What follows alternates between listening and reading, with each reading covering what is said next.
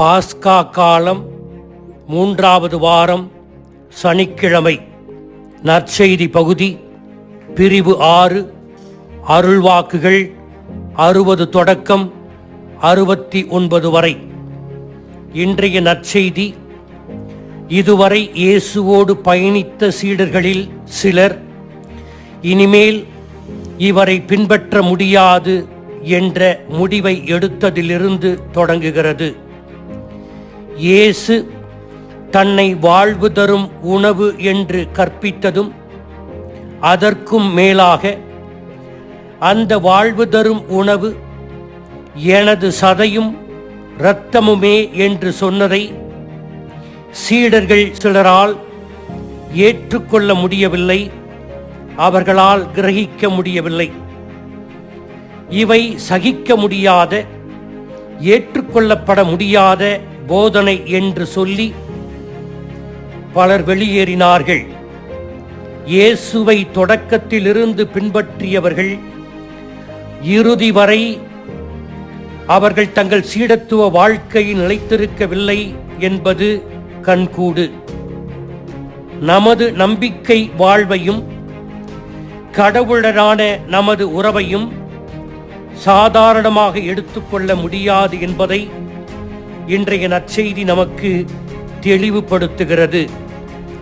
நாம் கடந்த காலத்தில் இயேசுவின் சீடர்களாக இருந்திருக்கிறோம் என்பதால் எதிர்காலத்திலும் இயேசுவின் சீடர்களாக இருப்போம் என்பதற்கு எந்த ஒரு உத்தரவாதமும் இல்லை. ஒவ்வொரு நாளும் நாம் நமது சீடத்துவத்தை புதுப்பித்துக் கொண்டே இருக்க வேண்டும். ஒவ்வொரு நாளும் ஆம் என்று கடவுளின் அழைப்புக்கு பதில் தர வேண்டும். ஒவ்வொரு முறையும் தீர்க்கமான முடிவு எடுத்து முழு மனதுடன் இயேசுவை தேர்ந்தெடுக்க வேண்டும்.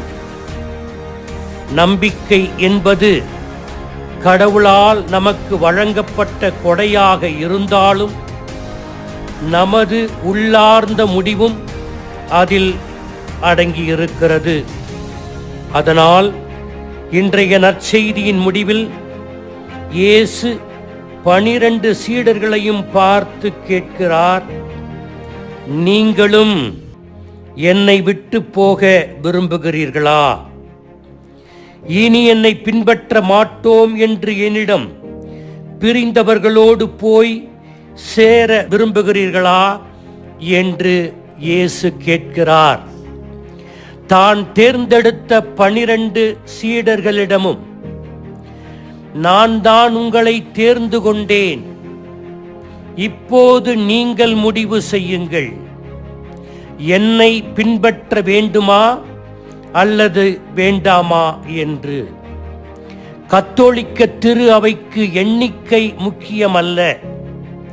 Catholic Church does not want to add numbers, but we should become a member. சாட்சிய வாழ்வை வாழும் சீடர்களே முக்கியம், எண்ணிக்கை முக்கியம் அல்ல. இயேசுவை தேர்ந்தெடுத்து விட்டால் சாட்சிய வாழ்வே முக்கியம். அதே கேள்வியை நம்மிடத்தில் இன்று முன்வைக்கிறார் இயேசு. நான் ஏற்படுத்திய திரு அவைக்கு எண்ணிக்கை வேண்டாம், பெயரளவுக்கு கிறிஸ்தவனாக வாழும் ஆட்கள் வேண்டாம். நம்பகமான சாட்சிய வாழ்வை வாழ உறுதி பூணும் துணிவான சீடர்களே வேண்டும் என்று இயேசு விரும்புகிறார். இயேசுவின் சீடனாகவே இறுதி வரை இருக்க வேண்டும் என்று முடிவெடுத்து விட்டார்.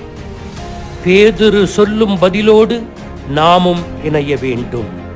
பேதுரு கொடுத்த பதிலை விட சிறப்பானது வேறு ஒன்றும் இருக்க முடியாது. யாரிடம் நாங்கள் போவோம் ஆண்டவரே? நிலைவாழ்வு தரும் வார்த்தைகள் உம்மிடம் தானே உள்ளன என்று இயேசுவிடம் நாமும் சரணாகதி அடைய வேண்டும். ஒவ்வொரு திருப்பலியிலும் பங்கு பெறும்போது பேதுருவின் நம்பிக்கை அறிக்கையை நாமும் செயல்படுத்துகிறோம் என்பதை உணர வேண்டும்.